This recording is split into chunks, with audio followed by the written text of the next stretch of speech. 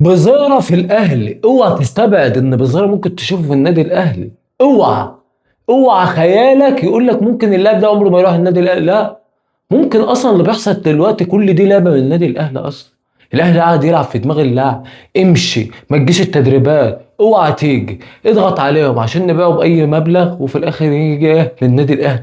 رغم ان الخطيب كان هو الخطيب وياسين منصور قال لك خلاص يا عم مش هنجيب لاعب تاني من نادي الزمالك. بس زي ما قال لك العراق، دي صحفي اهلاوي، قال لك ما تستبعدهاش ان تشوف بزيرة في الاهلي هو وحسام عبد المجيد كمان 6 7 شهور، سنه، خلال سنه يا عم ممكن تلاقي الاتنين في النادي الاهلي عادي. الاهلي بدون مبادئ معروفه، يلعب في دماغ اللاعب زي كهربا بالظبط. كان ناقص بس ماتشين والدوري يخلص. يا ريت كمان هربوه مثلا في اخر الموسم، هنقول ماشي يا عم، والله هنقول ماشي وعادي، ويعني ويصعب علينا. لا، ده كان ناقص بس 3 ماتشات، و3 ماتشات حاسم دوري، يعني لو كسبناهم ناخد دوري. لا، هربوه الواد، نرن عليه مش موجود، مش نفس الحكايه. كل الحاجه بتحصل بالظبط. نادي بلغاري، نادي بلغاري ايه يا اخي؟ ده انت جدد يا اخي بقى، ابعد بقى عن الدنمارك وبلغاريا والنوادي اللي انتوا بتقعدوا تجروا وراها دي. اه يعني ابعدوا عن المكان اللي احنا بنشوفه ده. في الاخر تلاقي كوبري في النادي الاهلي، يقعدوا يلعبوا في دماغ اللاعب. عندنا مثلا ويلا وروح وتعالى واعمل واعمل واعمل واعمل، تلاقي في النادي الاهلي. يعني ما تستبعدش خالص ان بزارة دي ممكن تشوف من النادي الاهلي، ان الاهلي هو اللي لعب في دماغه. اللي بيحصل ده كله لعبه والنادي الاهلي هو اللي بيعملها. عادي ممكن تشوف بزارة دي في النادي الاهلي عادي. لاعب برازيلي بيبص للماده والفلوس، والاهلي بسم الله ما شاء الله بلا حسد يعني. بن شرقي 1,800,000 دولار، يعني 100 مليون. زيزو 160، دريزجيه قبل ما يمشي 130، وارقام غريبه كده بيدوها للعيبه. وكان زي الساعي ده 50 مليون، احمد رضا 50 مليون. اللعيبه بتاخد ارقام كان خياليه.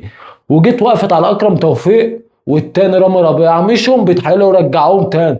لعيبه مشت، قال لهم مش هنجدد، رجعوا تاني عادي، مش مشكله اي حاجه. المهم النادي الاهلي. موضوع عبد الله السعيد مش هنخلص منه. حديث الساعة، هينزل التدريب امتى؟ مش هينزل. اللاعب خلاص قال لك انا هرجع للتدريبات. والزمالك خلاص بيقول لك خلاص هيرجع ومش هياخد مستحقاته الا مع اللعيبة، وهينزل عليه العقوبات خلاص وكل حاجة. والنادي هو اللي كسب في الليلة دي. بس انا شايف ان عبد الله السعيد هو اللي كسب مش العكس. عبد الله السعيد بقائه في نادي الزمالك هو اللي كسب، مش نادي الزمالك. نادي الزمالك ما بيكسبش من اي حد، هم اللي بيكسبوا. يعني عبد الله السعيد هم اللي بيكسبوا. يا اخي يا اخي، الاداره ديت فاشله لدرجه ان الملابس اللعيبه لابسه تصنيع محلي. زيها زي ما انت كده مثلا راح تلبس تيشيرت كوره، راح تلعب كوره خماسي، هتلاقي نفسك جايب تيشيرت محلي بدون ماركه او معمول عليه ماركه مضروبه. فاهمني؟ قضيه زي دي مثلا، بس دي يعني ايه، تيشيرت محترم. فاهمني؟ واللعيبه بتتدرب بيه.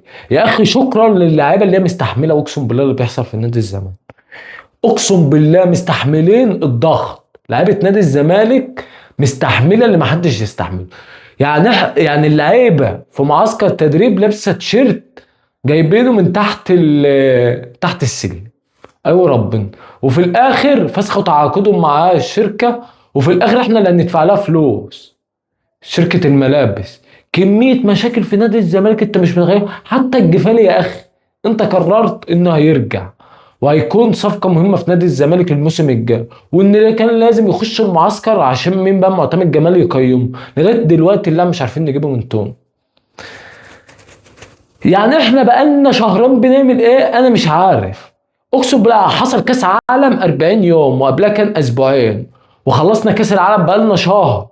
يعني بقالنا 3 شهور ونص اللعيبه في البلاله.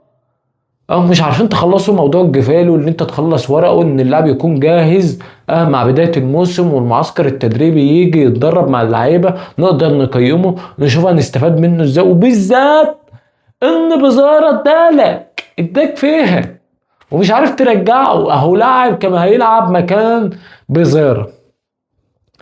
اللاعب اللي ما بيردش عليك بزارة ده، ما بيردش عليك وعامل لك بلوكات، ولغايه دلوقتي بيقول لك ما حجزش اصلا العوده.